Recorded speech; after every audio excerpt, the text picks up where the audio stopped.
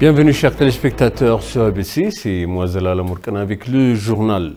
Le vice-premier ministre et ministre des Affaires étrangères Damakra Makonnen a appelé la police fédérale nouvellement diplômée à s'acquitter dans son devoir national en répétant la bravoure à ses ancêtres pour protéger l'Éthiopie. Cette remarque est intervenue lors de la 20e cérémonie de remise de diplôme de la police au centre de formation militaire de Tolai. L'événement a été observé par des hauts fonctionnaires du gouvernement prouvant le bureau fédéral et régionaux. Damakra a souligné la nécessité de combattre les ennemis internes et externes dans un sens renforcé de l'unité nationale, appelant tous les enjeux à jouer leur juste part pour ce fait. Construire une économie forte et une armée forte est la bonne solution pour surmonter ces situations aussi difficiles, a-t-il ajouté. Les diplômés, de leur côté, ont exprimé leur volonté de s'acquitter avec succès de leurs responsabilités dans la lutte contre le jeune TPLF et de faire coexister pacifiquement le pays.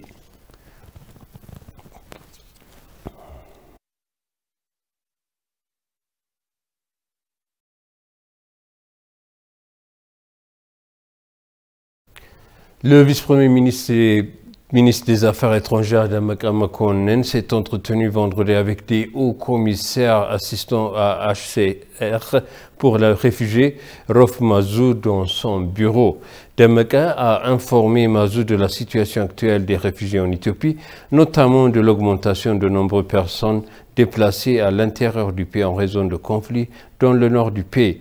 En raison des atrocités que le TPLF a causées aux réfugiés érythréens qui ont été abrités au Tigré, les réfugiés reçoivent maintenant des camps nouvellement construits dans les régions d'Amara, a déclaré Damakra Akhof. Le ministère des Affaires étrangères a déclaré que sur sa page Facebook que Mazou s'était pour sa part engagé à collaborer davantage avec le gouvernement éthiopien pour traiter correctement la question et la partager les responsabilités dans le soutien aux réfugiés hébergés en Éthiopie.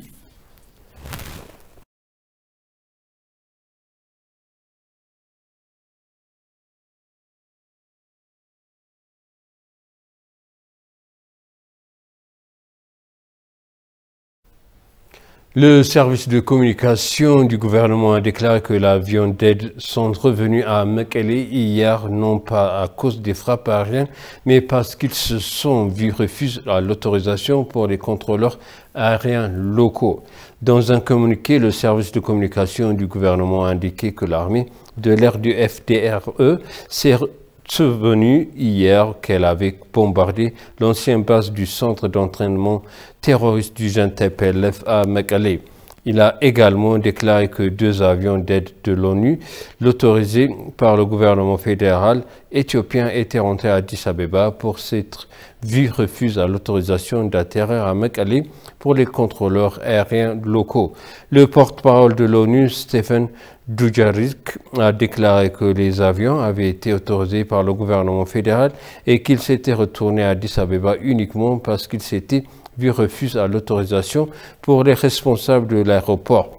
Les frappes aériennes ont été menées avec le plus grand soin et ne visaient que les installations de communication et d'entraînement militaire utilisées par le groupe terroriste.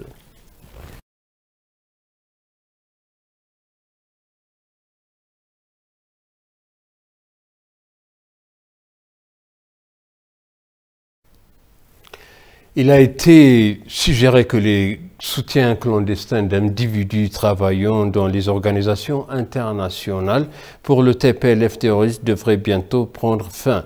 Les Nations Unies ont démenti les allégations selon lesquelles les personnes de l'ONU s'ingéreraient depuis longtemps dans les affaires intérieures de l'Éthiopie. Selon le rapport, il existe un enregistrement audio des activités, interventions et de destruction de certains responsables et membres du personnel de l'ONU en Éthiopie.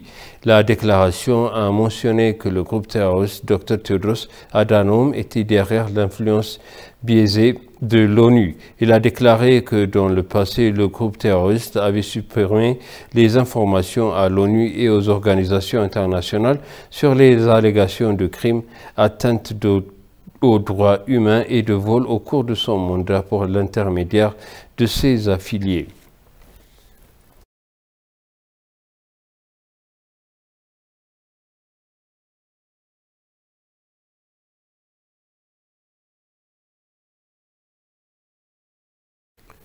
Le vaccin de Covid-19 est arrivé aujourd'hui ici à Addis Abeba. Le soutien fait partie de 2 millions de doses de vaccins prévues par la Chine. Le ministre de la Santé, le Dr Léa Tadesse, a reçu le soutien de vaccination de l'ambassadeur en Chine en Éthiopie, Zhao Zhu. L'ambassadeur en Chine en Éthiopie, Xi Jinping, a déclaré que le vaccin aiderait à atteindre les employés du gouvernement et les sections vulnérables de la société. Il a déclaré que la Chine soutenait l'épidémie et fournirait le reste du vaccin dès que possible. La ministre de la Santé, la Dr Léa Tadesse, a déclaré que la Chine soutenait les efforts de l'Éthiopie pour réduire le fardeau de l'épidémie. Environ 4 millions de personnes en Éthiopie ont jusqu'à présent été vaccinées contre le Covid selon ABC. Cependant, en raison de l'impact élevé de l'épidémie, le vaccin devrait être largement distribué pour réduire l'impact.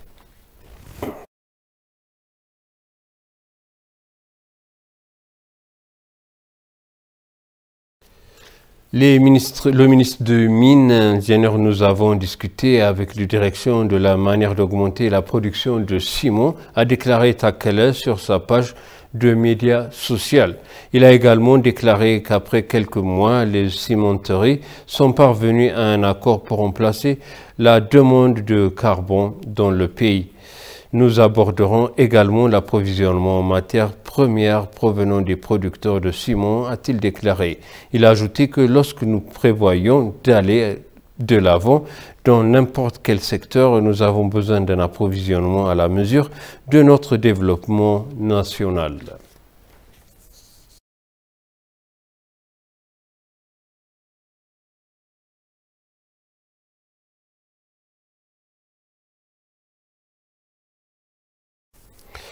Et pour conclure, le journal, certaines parties du Soudan du Sud connaissaient leur pire inondation depuis 60 ans et les Nations Unies associent la situation au changement climatique. L'Agence des Nations Unies par les réfugiés a signalé de fortes inondations qui ont laissé une traînée de destruction au Soudan du Sud où les moyens de subsistance de 700 000 personnes ont été négativement affectés. Faïd Kassina, le porte-parole régional du HCR en Afrique de l'Est, a décrit la région comme étant sujet à des situations météorologiques extrêmes qu'elle a déclaré ne pouvoir attribuer qu'au changement climatique. Les inondations augmentent également les cas de maladies d'origine hydrique et perturbent les agriculteurs qui n'ont pas pu planter des cultures, ce qui crée à son tour une crise alimentaire imminente.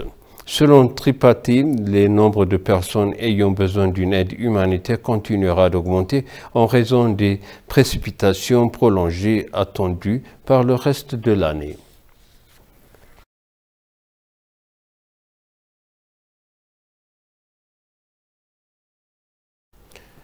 Et maintenant, je vous rappelle les titres principaux. Le vice-premier ministre a appelé le police fédéral nouvellement diplômé à s'acquitter.